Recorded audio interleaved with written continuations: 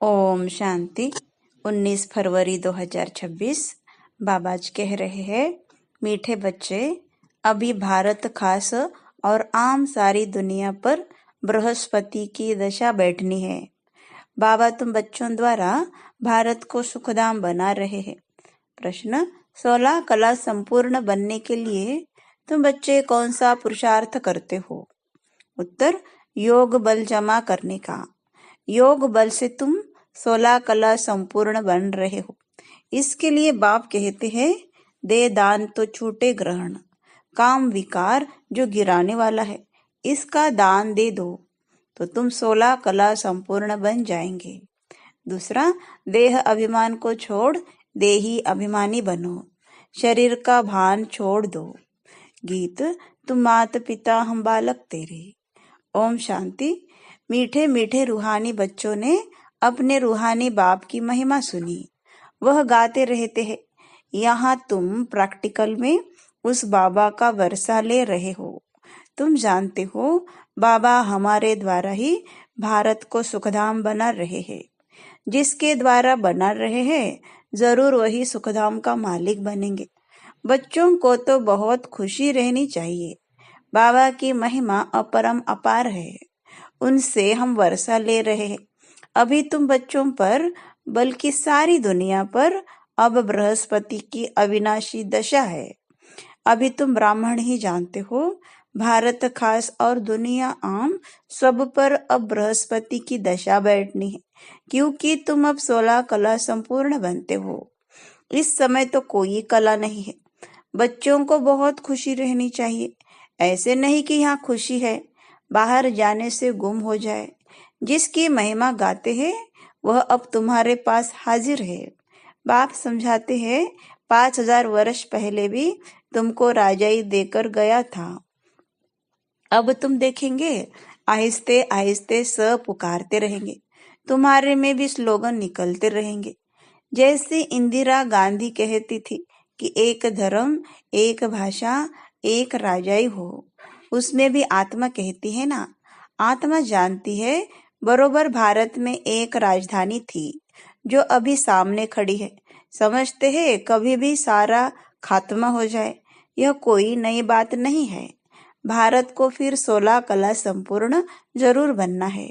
तुम जानते हो, हम इस योग बल से 16 कला संपूर्ण बन रहे हैं। कहते हैं ना, दे दान तो छोटे ग्रहण। बाप भी कहते हैं, विकारों का, अवगुणों का दान दो। यह रावण राज्य है। बाप आकर इनसे छुड़ाते हैं। इसमें भी काम विकार बड़ा भारी अवगुण है। तुम देह अभिमानी बन पड़े हो। अब देही अभिमानी बनना पड़े। शरीर का भान भी छोड़ना पड़े। इन बातों को तुम बच्चे ही समझते हो, दुनिया नहीं जानती। भारत जो 16 कला संपूर्ण था, संपूर्ण देवताओं का राज्य था, अभी ग्रहण लगा हुआ है। इन लक्ष्मी नारायण की राजधानी थी ना, भारत स्वर्ग था। अब विकारों का ग्रहण लगा हुआ है। इसलिए बाप कहते हैं, दे दान तो छोटे ग्रहण। यह काम विकार ही गिराने वाला है। इसलिए बाप कहते हैं, यह दान दो तो तुम 16 कला बन जाएंगे। नहीं देंगे तो नहीं बनेंगे। आत्माओं का अपना अपना पार्ट मिला हुआ है। यह भी तुम्हारे बुद्धि में है। तुम्हारी आत्मा में कितना पार्ट है? तुम विश्व का राज्य भाग्य लेते हो। यह बेहद का ड्रामा है। अथाह एक्ट्रेस है। इसमें फर्स्ट क्लास एक्ट्रेस है यह लक्ष्मी नारायण। इनों का नंबर 1 पार्ट है। विष्णु सो ब्रह्मा सरस्वती, फिर ब्रह्मा सरस्वती सो विष्णु बनते हैं। यह 84 जन्म कैसे लेते हैं? सारा चक्र बुद्धि में आ जाता है। शास्त्र पढ़ने से थोड़े ही कोई समझते हैं। वह तो कल्प की आयु ही लाखों वर्ष के देते हैं। फिर तो स्वास्तिका भी बन न सके। व्यापारी लोग चौपड़ा लिखते हैं, उस पर स्वास्तिका निकालते हैं। गणेश की पूजा करते हैं। यह है बेहद का चौपड़ा। स्वास्तिका में 4 भाग होते हैं। जैसे जगन्नाथपुरी में चावल का हांडा रखते हैं, वह पक जाता है तो 4 भाग हो जाते हैं। वहाँ चावल का ही भोग लगाते हैं, क्योंकि वहाँ चावल बहुत खाते हैं। श्रीनाथ द्वारे में चावल होते नहीं।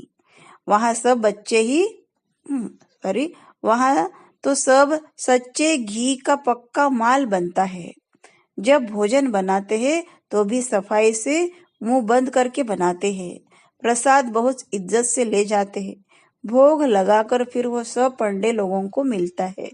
दुकान में जाकर रखते हैं। वहां बहुत भीड़ रहती है। बाबा का देखा हुआ है। अब तुम बच्चों को कौन पढ़ा रहे हैं? मोस्ट बिलवेड बाप आकर तुम्हारा सर्वेंट बना है, तुम्हारी सेवा कर रहे हैं। इतना नशा चढ़ता है। हम आत्माओं को बाप पढ़ाते हैं। आत्मा ही सब कुछ करती है ना।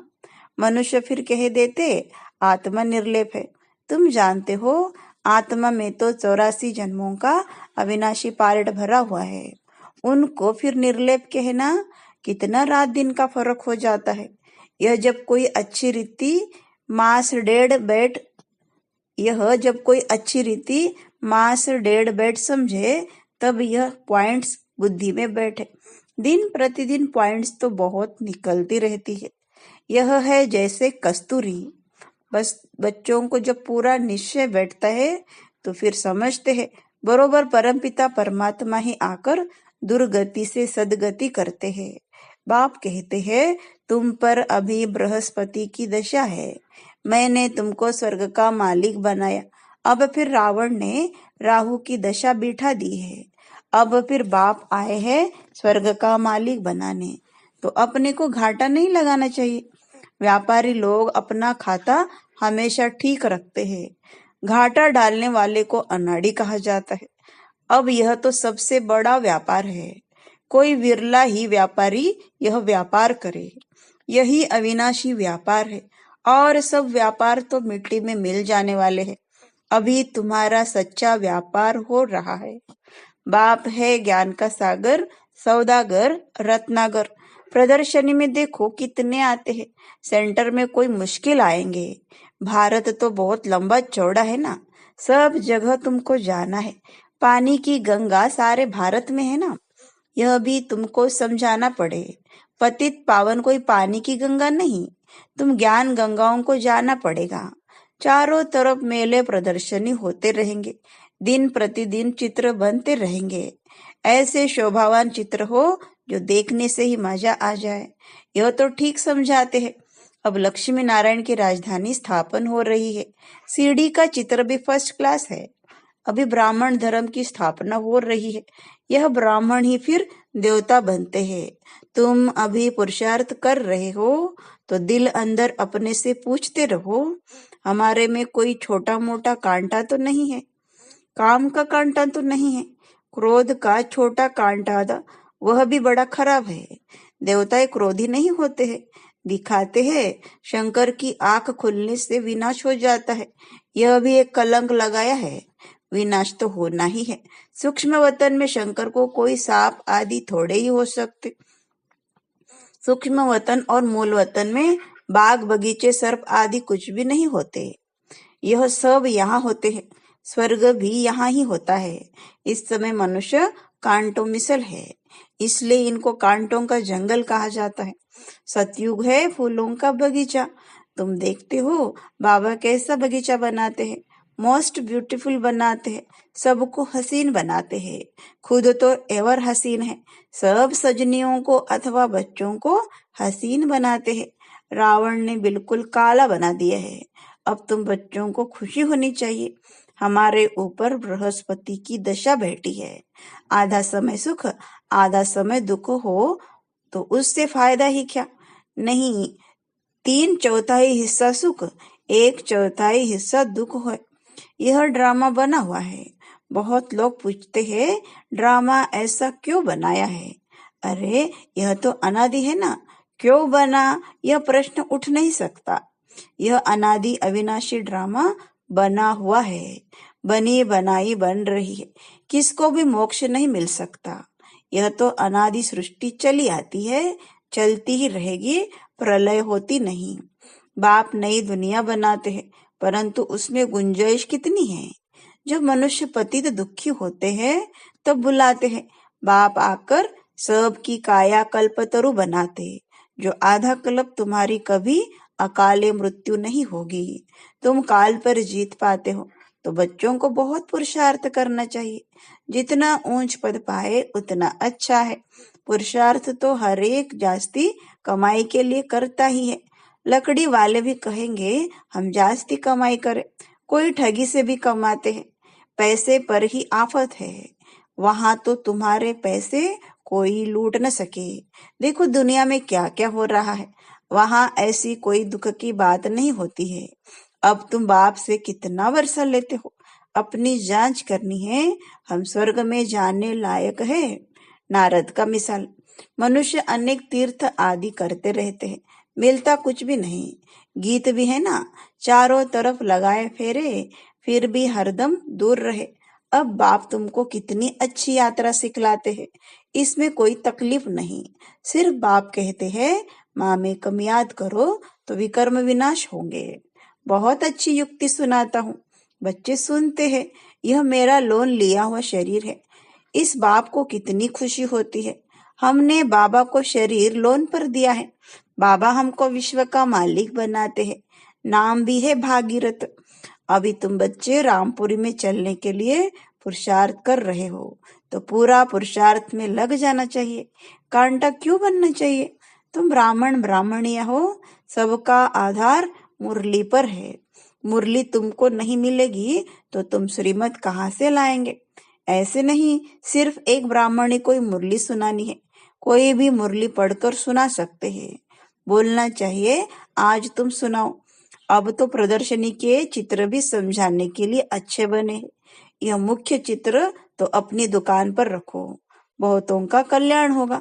बोलो आओ तो हम तुमको समझाए यह सृष्टि का चक्र कैसे फिरता है। किसका कल्याण करने में थोड़ा टाइम गया तो हर्जा थोड़े ही है। उस सौदे के साथ यह सौदा कर सकते हो। उस सौदे के साथ यह सौदा करा सकते हो। यह बाबा का अविनाशी ज्ञान रत्नों का दुकान है। नंबर 1 है सीढ़ी का चित्र और गीता के भगवान शिव का चित्र। भारत में शिव भगवान आया था जिसकी जयंती मनाते हैं। अब फिर वह बाप आया है। यज्ञ भी रचा हुआ है। तुम बच्चों को राजयोग का ज्ञान सुना रहे हैं। बाप ही आकर राजाओं का राजा बनाते हैं। बाप कहते हैं मैं तुमको सूर्यवंशी राजा रानी बनाता हूँ, जिन्हों को फिर विकारी राजा भी नमन करते हैं। तो स्वर्ग का महाराजा महारानी बनने का पूरा पुरुषार्थ करना चाहिए। बाबा कोई मकान आदि बनाने की मना नहीं करते हैं। भले बनाओ, पैसे भी तो मिट्टी में मिल जाएंगे। इससे क्यों न मकान बनाए, आराम से रहो। पैसे काम में लगाने चाहिए। मकान भी बनाओ, खाने के लिए भी रखो, दान पुण्य भी करते हैं। जैसे कश्मीर का राजा अपनी प्रॉपर्टी जो प्राइवेट थी वह सब आर्य समाजियों को दान में दिया। अपने धर्म जाति के लिए करते हैं ना। यहाँ तो वह कोई बात नहीं। तुम सब बच्चे हो। जाति आदि की बात नहीं, वह है देह की जाति आदि। मैं तो तुम आत्माओं को विश्व की बादशाही देता हूँ। पवित्र बनाए। ड्रामा अनुसार भारतवासी ही राज्य भाग्य लेंगे। अब तुम बच्चे जानते हो हमारे ऊपर बृहस्पति की दशा बैठी हुई है। श्रीमत कहती है माँ में कम याद करो और कोई बात नहीं। भक्ति मार्ग में व्यापारी लोग कुछ न कुछ धर्माओं जरूर निकालते हैं। उसका भी दूसरे जन्म में अल्पकाल के लिए मिलता है। अब तो मैं डायरेक्ट आया हूँ। तुम इस कार्य में लगाओ। मुझे कुछ नहीं चाहिए।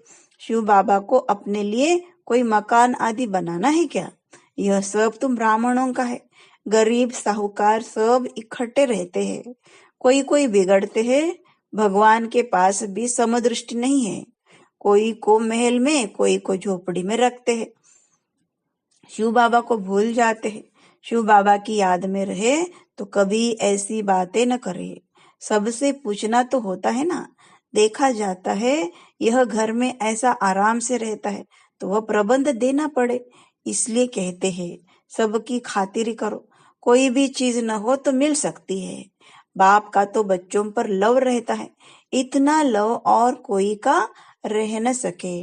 बच्चों को कितना समझाते हैं पुरुषार्थ करो, औरों के लिए भी युक्ति रचो। इसमें चाहिए 3 पैर पृथ्वी के, जिसमें बच्चियां समझाती रहे। कोई बड़े आदमी का हॉल हो, हम सिर्फ चित्र रख देते हैं, 1-2 घंटा सुबह शाम को क्लास कर चले जाएंगे, खर्चा सब हमारा, नाम तुम्हारा होगा, बहुत आकर कौड़ी से हीरे जैसे बनेंगे। अच्छा, मीठे मीठे सिखलते बच्चों प्रति माता पिता बाप दादा का याद प्यार और गुड मॉर्निंग। रूहानी बाप की रूहानी बच्चों को नमस्ते। हम रूहानी बच्चों की रूहानी बाप दादा को याद प्यार गुड मॉर्निंग और नमस्ते। धारणा के लिए मुख्य सार, पहली पॉइंट, जो भी अंदर में कांटे हैं उनकी जांच कर निकालना है, रामपुरी में चलने का पुरुषार्थ करना है। दूसरी पॉइंट, अविनाशी ज्ञान रत्नों का सौदा कर किसी का भी कल्याण करने में समय देना है, हसीन बनना और बनाना है। वरदान, तमोगुणी वायुमंडल में अपनी स्थिति एक रस अचल अडोल रखने वाले मास्टर सर्वशक्तिमान भव। दिन प्रतिदिन परिस्थितियां अति तमोप्रधान बननी है, वायुमंडल और ही बिगड़ने वाला है। ऐसे वायुमंडल में कमल पुष्प समान न्यारे रहना, अपनी स्थिति सत्व प्रधान बनाना, इसके लिए इतनी हिम्मत व शक्ति की आवश्यकता है। जब यह वरदान स्मृति में रहता है कि मैं मास्टर सर्वशक्तिमान हूँ, तो चाहे प्रकृति द्वारा, चाहे लौकिक संबंध द्वारा, चाहे दैवी परिवार द्वारा कोई भी परीक्षा आ जाए, उसमें सदा एक रस अचल अडोल रहेंगे। स्लोगन, वरदाता बाप को अपना सच्चा साथी बना लो तो वरदानों से झोली भरी रहेगी। ओम शांति।